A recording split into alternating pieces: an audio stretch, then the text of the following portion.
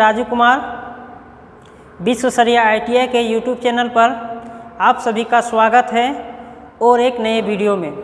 जैसे कि पिछले वीडियो में आपने देखा होगा, फाइल के बारे में बताए थे, इंट्रोडक्शन ऑफ फाइल, जिसमें डिफिनेशन आता है, parts of file, metal of file, size of file तथा अलाउंस ऑफ फाइल के बारे में बताए थे।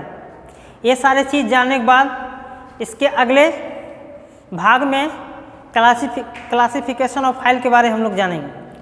तो क्लासिफिकेशन ऑफ फाइल क्या है? दैट मीन्स क्या? रेती का वर्गीकरण, मतलब रेती को कितने वर्गों में बांटा गया है, उसके कार्य के अनुसार, उसके शेप के अनुसार, उसके आकृति के अनुसार, ये सारा चीज़ जो बांटा गया है वो सारा चीज़ हम लोग देखेंगे। ठीक है, हिंदी में इसको रेती कहा जाता है, रेती का वर्गीकरण। ठीक है, तो रेती को मुख्यतः कितने वर्गों में बांटा गया? रेती को मुख्यतः 4 वर्गों में बांटा गया और चारों को हम लोग बारी बारी से पढ़ना पड़ेगा। तो पहला पॉइंट हम लोग लिखेंगे है साइज अकॉर्डिंग टू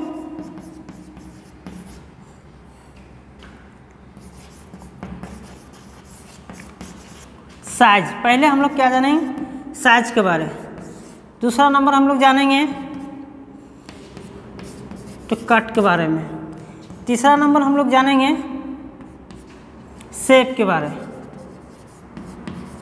चौथा नंबर हम लोग जानेंगे ग्रेड के बारे में। ये चारों ग्रेड को हम लोग बारी बारी से पढ़ेंगे। ये जो फाइल का वर्गीकरण मुख्यतः 4 प्रकार किया गया है, चारों के बारे हम लोग पढ़ेंगे। तो बढ़ते हैं हम लोग आगे। पहला स्टार्ट हम लोग करते हैं अकॉर्डिंग टू साइज। हम लोग पहले भी जाने हैं साइज के अनुसार। ठीक है,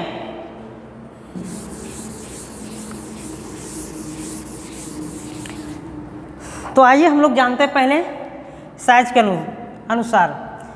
तो हम लोग जानते हैं, पहले भी बता चुके हैं कि फाइल का जो साइज होता है उसके लेंथ से लिया जाता है, उसकी लंबाई से लिया जाता है। ठीक है, जैसे कि हम पहले भी बता चुके थे कि फाइल की जो साइज है उसके लंबाई से लिया जाता है। ये कहाँ से? हिल से लेकर पॉइंट की दूरी इसका लंबाई कहलाता है। ठीक है, ये पॉइंट से लेकर हिल की दूरी इसका क्या कहलाता है? लंबाई कहलाता है। तो बस यही लंबाई से उसको दर्शाया जाता है, उसका साइज को। ठीक है, तो इस प्रकार आप लोग को दिखाई देता होगा। तो आते हैं कि बाज़ार में कौन कौन साइज में बाज़ार में अवेलेबल रहता है। चलिए हम लोग देखते हैं अकॉर्डिंग टू साइज। साइज मतलब होता है फाइल का लंबाई पर डिपेंड। जैसे कि आप देख रहे हैं ये फाइल है, इसके लंबाई पर डिपेंड कर रहा है, यही दर्शाना चाह रहा है इसका साइज मतलब फाइल के लंबाई से दर्शाया जाता है। तो बाज़ार में जो अवेलेबल होता है फाइल का साइज, वो 100 mm से लेकर 450 mm तक बाज़ार में अवेलेबल रहता है। और इसका उपयोग वर्कशॉप में किया जा सकता है, बड़ी बड़ी इंडस्ट्रीज में किया जाता है, रिक्वायरमेंट के अनुसार। जहाँ जिस फाइल का रिक्वायरमेंट रहेगा वैसे वैसे फाइल का हम लोग उपयोग करेंगे। ये फाइल 100 mm से शुरू होता है, 150 mm भी मिलेगा, 200 mm भी मिलेगा, 250 mm मिलेगा, 300 mm, अब 350 तक मिलेगा, और लास्ट में आपका 400 और 450 mm। तो इस प्रकार बाज़ार में अवेलेबल, जिस प्रकार का फाइल की हमें आवश्यकता होगी उस ऐसे फाइल को हम लोग कलेक्ट करेंगे, खरीदेंगे, या तो फिर हमारा स्टोर से अवेलेबल करवाएंगे, फिर हम लोग वर्कशॉप में काम अपना संपन्न करेंगे। तो हम लोग सीधी से बात समझ गए कि फाइल का साइज उसके लंबाई से निर्धारित होता है और बाज़ार में 100 mm से लेकर 450 mm तक अवेलेबल होता है। ठीक है, अब हम लोग नेक्स्ट पॉइंट की ओर बढ़ते हैं। ठीक है, अकॉर्डिंग टू शेप।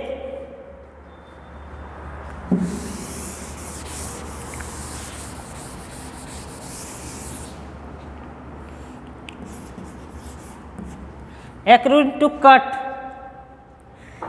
ठीक है, हम लोग अब क्या पढ़ेंगे? रेती का वर्गीकरण में पहला पॉइंट पढ़े साइज पढ़े, उसके बाद हम लोग अभी पढ़ेंगे कट।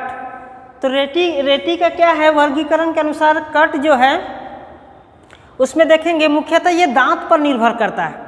जो अकॉर्डिंग टू कट के बारे में बात कर रहे हैं वो दांत की किस दांत को फाइल के ऊपर किस डिजाइन में काटा गया, किस शेप में काटा गया, किस आकृति में काटा गया है, उस पर डिपेंड करता है।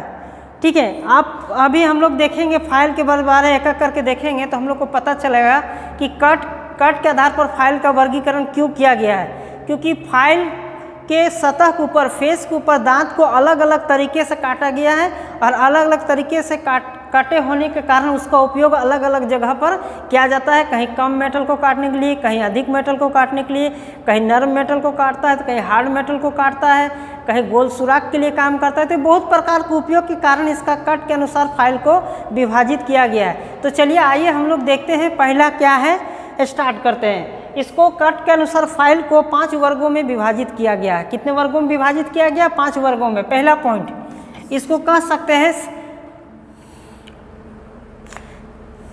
Single cut. Single cut. दूसरा नंबर में होगा डबल कट।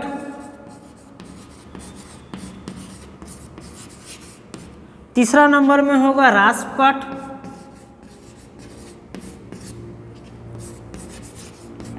चौथा नंबर में होगा आपका कर्व कट। और 5वां नंबर और लास्ट होगा आपका जाके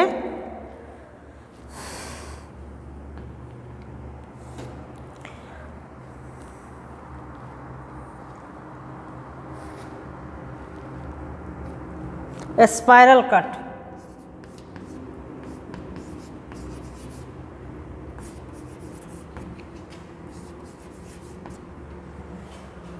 तो हम लोग कट रेती को देखें, कट के अनुसार कितने टाइप से?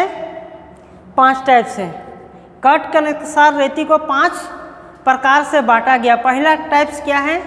सिंगल कट, दूसरा डबल कट, तीसरा रास्प कट और चौथा आपका जाके कर्व कट और 5वां आपका जाके आता है सर्कुलर कट और इसको हम स्पाइरल कट भी कर सकते हैं। तो अब हम लोग स्टार्ट करते हैं पहला पॉइंट से, सिंगल कट क्या है। फिर हम लोग आगे बढ़ेंगे डबल कट,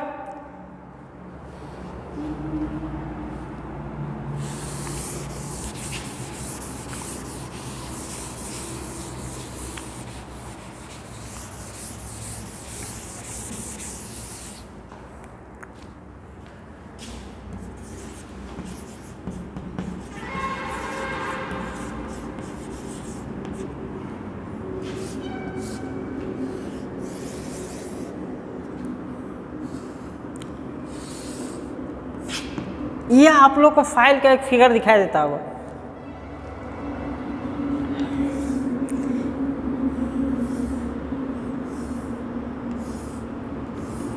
इस प्रकार का दांत को फाइल के फेस पर काटा जाता है। ये फाइल के फेस पर इस प्रकार एक निश्चित एंगल पर झुकाकर काटा जाता है और हर एक कट दूसरे कट के समानांतर और पैरेलल होता है। क्या होता है?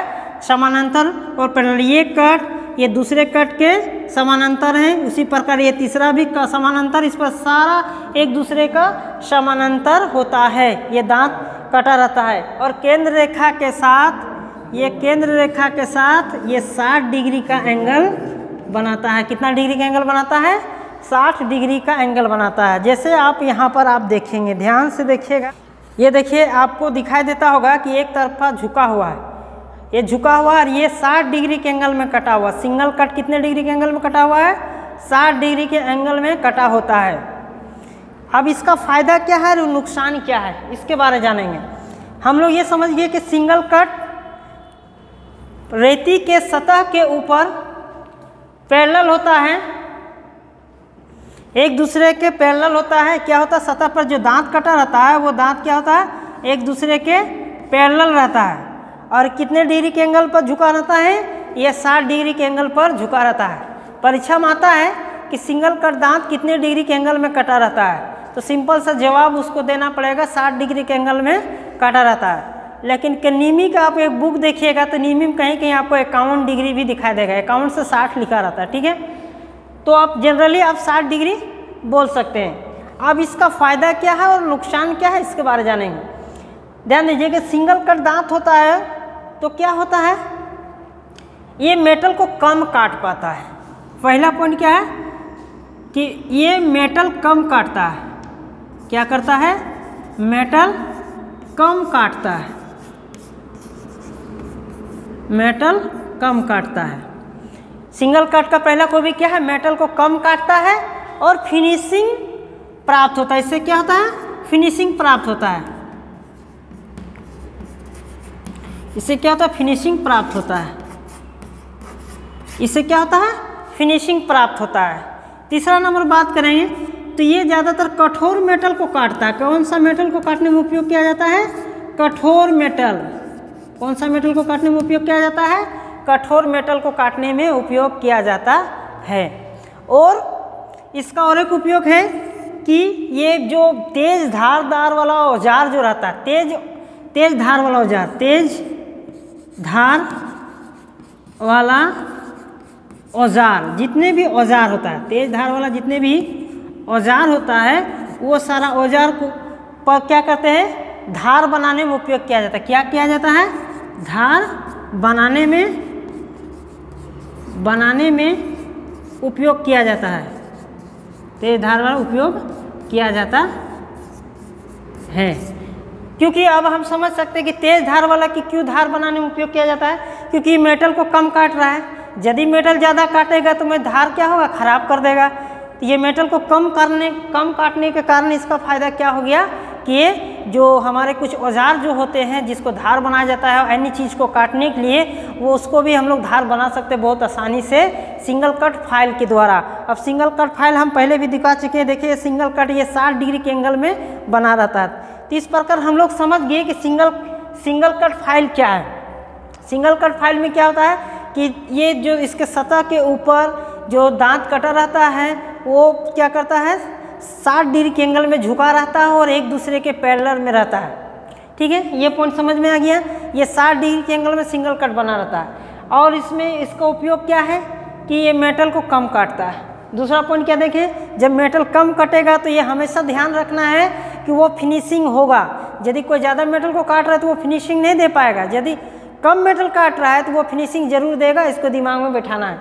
कठोर क्या करता है, ये कठोर मेटल को काटता है, सॉफ्ट मेटल को नहीं काट पाता। बहुत सारे जगह आप देखेंगे कि नरम धातु काटता है, लेकिन वो गलत है। ये सिर्फ हार्ड धातु को ही काटता है सिंगल कट। अब देखिए, ये देखिए 4 नंबर में तेज धार वाला औजार को धार बनाने में उपयोग किया जाता है। इस प्रकार ये सारा इसका क्या हुआ, सिंगल कट का उपयोग हुआ। ठीक है, यहाँ तक आप लोग को समझ में आ गया।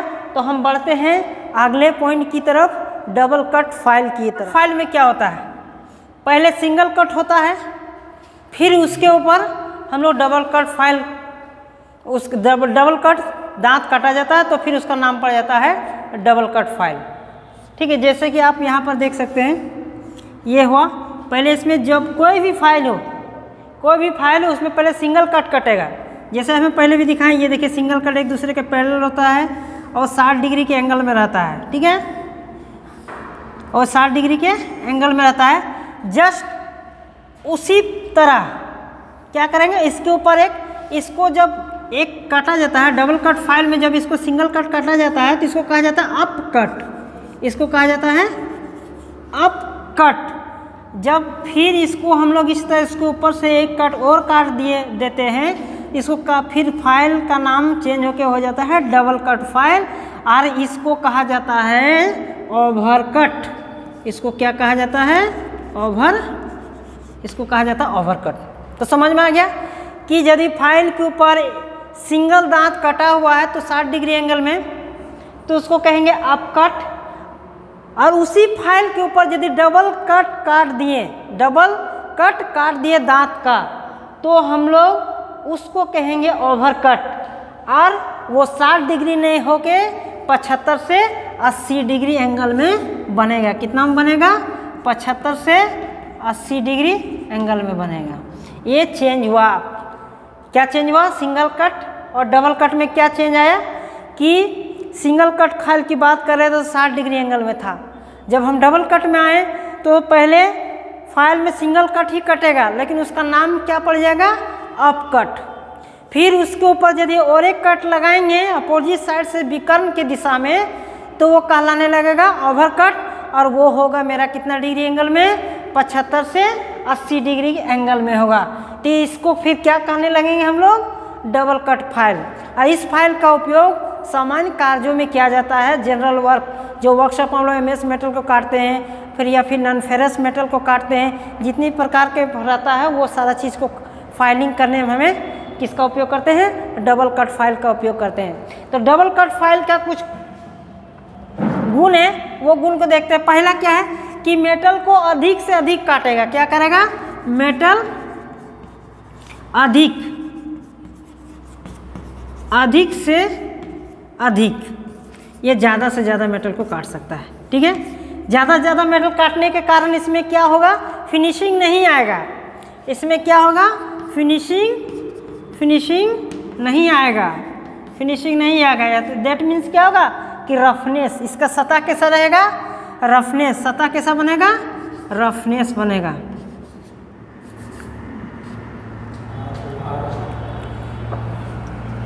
इसका सतह बनेगा रफनेस। ठीक है, इसका सतह कैसे बनेगा, रफनेस बनेगा। ठीक है, तो यहाँ तक हम लोग को समझ में आ गया कि डबल कट फाइल जो है क्या करेगा, ज़्यादा ज़्यादा मेटल को काटेगा और सामान्य मेटल को काटेगा, और जिसके क्या होगा, सतह को वो फिनिश नहीं कर पाएगा, वो सतह कैसा बनेगा, रफनेस बनेगा। ठीक है, तो इस प्रकार हम लोग डबल कट फाइल देखें। हाँ, तो हम लोग डबल कट के बाद देखेंगे रास्प कट। रास्प जैसे आप यहाँ देखने को मिलेगा, इस प्रकार का अलग अलग दांत कटा रहता है। ये एक दांत दूसरे दांत से जुड़ा नहीं रहता है। ऐसा उभार पंच के द्वारा बनाया जाता है। ये ज़्यादा हार्ड, इस प्रकार का फाइल ज़्यादा हार्ड मेटल को काटने की क्षमता नहीं होती है। ये केवल नर्म मेटल को ही काट पाता है। जैसे कि आप यहाँ फिगर देखे होंगे, ये रास्प कट फाइल है। देखिए ये कैसा उभार बनाया गया है, इसको पंच के द्वारा उभार बनाया गया है। ठीक है, ये देखिए हाफ राउंड फाइल के शेप में है और ये इसके ऊपर उभार भी बनाया गया पंच के द्वारा। तो आप देख लिए कि रास्प कट फाइल कैसा होता है। तो रास्प कट फाइल का मेन खूबी क्या है कि एक दांत दूसरे दांत से जुड़ा नहीं होता है, और ये दांत का जो उभार बनाया जाता है वो पंच के द्वारा बनाया जाता है।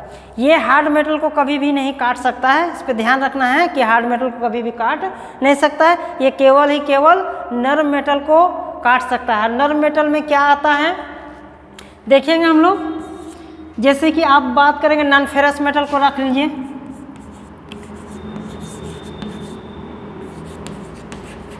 नॉन फेरस को, ठीक है, ये बहुत कम होता है। इस प्रकार का मेटल पे बहुत कम रास्प कट का फाइल का उपयोग किया जाता है, लेकिन नर्म मेटल होने के कारण हम यहाँ बताएं। उसके बाद लकड़ी, सबसे मोस्ट इम्पोर्टेंट इसका काम होता है लकड़ी, यानी वुडन में इसका उपयोग किया जाता है। ठीक है, उसके बाद प्लास्टिक के जितने भी होता है सामान, उस पर यदि फाइलिंग करना है तो हम रास्प कट फाइल से फाइलिंग करेंगे। उसके बाद देखेंगे घोड़ा का खूर, घोड़ा का जो देखेंगे खूर, जो घोड़ा का खूर बहुत बड़ा बड़ा नाखून बढ़ जाता है, उस नाखून को घिस कर हटाने के लिए हम कौन सा फाइल का उपयोग करेंगे, रास्प कट फाइल का उपयोग करेंगे। यानी घोड़े का नाखून, घोड़े के नाखून को फाइल करने के लिए, तो घोड़े के नाखून इत्यादि, ये सारा आप देख रहे हैं, ये सारा आइटम को यानी प्रोडक्ट को फाइलिंग करने के लिए हम रास्प कट फाइल का प्रयोग करेंगे। तो हम लोग को यहाँ तक समझ में आ गया कि केवल ये नरम धातु को ही फाइलिंग करने में उपयोग किया जाता है। क्वेश्चन आता है कि रास्प कट फाइल द्वारा रास्प कट फाइल का उपयोग ज़्यादातर कहाँ किया जाता है, तो हम बोलेंगे प्लास्टिक के सामान को फाइलिंग करने में, या लकड़ी का सामान, या फिर घोड़े के नाखून को या फिर खूर को फाइलिंग करने में उपयोग करेंगे। इस प्रकार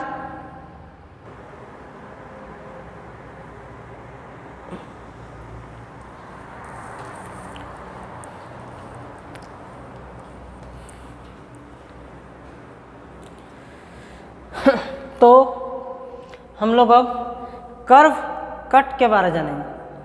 तो कर्व कट कैसा होता है फाइल के ऊपर, आप इमेज को फिगर को देख के आप देखिएगा कि इस प्रकार के जो दांत कटा रहेगा फाइल के सतह के ऊपर, तो इसको कहेंगे कर्व कट।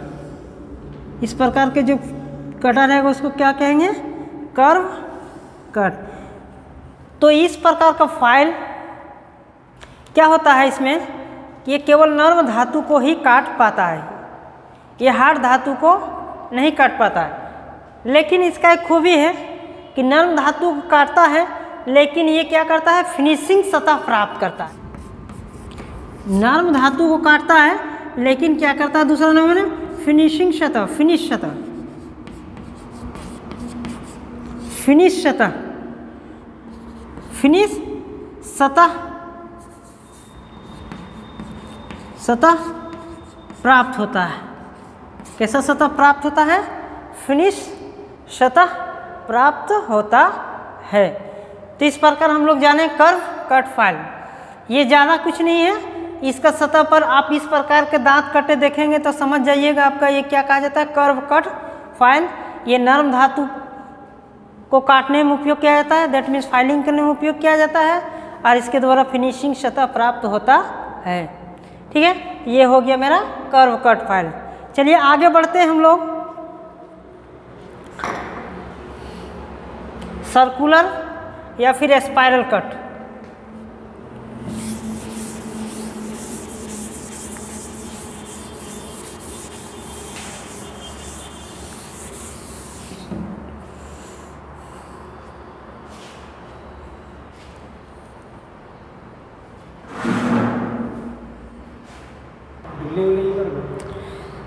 तो हम लोग लास्ट कट का अनुसार फाइल देखेंगे, spiral cut file. Spiral cut file just आप देखेंगे सांप के जैसा, ऐसे मुड़ा मुड़ा, ये इस प्रकार का होता है। ठीक है, इस प्रकार का स्पाइरल में होता है। ये आप लाइन खींचा हुआ देख रहे हैं, ये तो लाइन खींचा हुआ नहीं रहता है, फाइल के ऊपर एक ग्रुप बना रहता है, गड्ढा हुआ रहता है। इस शेप में क्या रहता है, गड्ढा हुआ रहता है, गड्ढा किया हुआ रहता है, यानी ग्रुप बना रहता है। ये जो शेप देख रहा है इसमें ग्रुप बना हुआ रहता है, और इस ग्रुप में क्या करते हैं, जब किसी मेटल के ऊपर हम चलाते हैं तो वही ग्रुप मेटल को काटता है और फिर मेटल को उससे बाहर किया जाता है। ठीक है, तो इससे भी क्या होता है कि नर्म धातु को ही काटा जा सकता है, इसमें हार्ड धातु को काटा नहीं जा सकता है। लेकिन ये गोल आकृति में कैसा रहता है, अर्ध गोलाकार। ये शेप कैसा रहता है इसका शेप रहता है अर्ध गोलाकार, सेमी सर्किल या फिर सर्किल, ये दोनों डिजाइन में इसका रहता है। यानी यहाँ इसका देखिएगा फ्रंट व्यू तो गोल दिखेगा, इस प्रकार का दिखेगा, यानी ये सर्कुलर और अर्ध सर्कुलर आपका शेप रहेगा। तो इससे फ़ायदा हमें क्या होगा कि कोई भी जॉब हो, मान के चले कोई जॉब है, ये एक प्रकार का जॉब है, और इस जॉब में क्या है, यहाँ पर एक होल है। ठीक है, और ये होल, इस होल में क्या करेंगे कि ये होल को हम लोग बड़ा करना है, ये होल का साइज क्या करना है, बड़ा करना है। तो हम क्या करेंगे कि स्पाइरल फाइल को लेंगे और इसके अंदर फाइल करेंगे तो ऑटोमेटिक इसका डायमीटर बढ़ जाएगा, इस प्रकार का बढ़ जाएगा, और बढ़ के फिर ये साइज मेरा बढ़ जाता है। तो इस प्रकार किसी अर्ध गोलाकार होल या फिर गोलाकार होल के साइज, यानी दैट मीन्स इंटरनल डायमीटर को बढ़ाने के लिए हम स्पाइरल कट फाइल का उपयोग हम लोग करते हैं। लेकिन ये याद रहे, सिर्फ नर्म धातु पर ही फाइलिंग कर पाएगा और हार्ड धातु पर नहीं कर पाएगा। इस प्रकार हम लोग क्या देखें कि कट के अनुसार 5 प्रकार का फाइल था। पहला था सिंगल कट, दूसरा था डबल कट, तीसरा था आपका जाके रास्प कट, और चौथा आपका जाके था सर्कुलर, ये पांचवा आपका ये है स्पाइरल कट, और इसके पहले कौन सा था, curve cut file, sorry curve cut file. ठीक है, इस प्रकार पांचों को हम लोग बारी बारी से देखें। अब हम लोग नेक्स्ट वीडियो में हम लोग नेक्स्ट टॉपिक लेके आएंगे। यदि मेरा